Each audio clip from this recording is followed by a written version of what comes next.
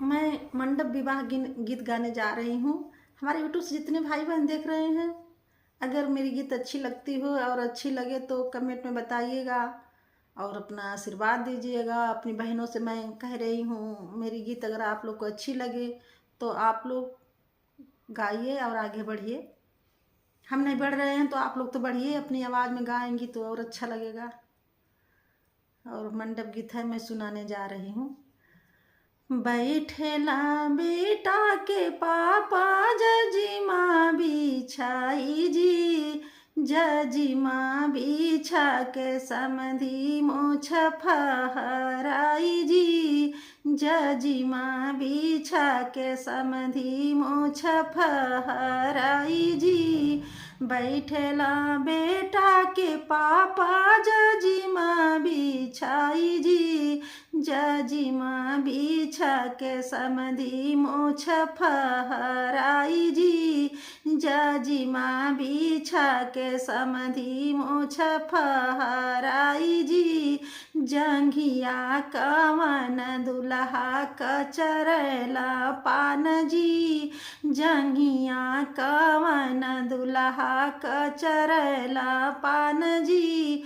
मड़वा में हंसला दुल्हा के पापा जी, आज हमारी कोखिया में सोनाया अवतार जी, आज हमारी कोखिया में सोनाया अवतार जी, आज हमारी कोखिया में। ये तो दुल्हा के पापा कहे हैं। अब देखिए बेटी के पापा कैसे कह रहे हैं। बैठला बेटी के पापा खरही बिछाई के, खरही बिछाई के समधी मोछ फहराई जी, खरही बिछाई के समधी मोछ फहराई जी।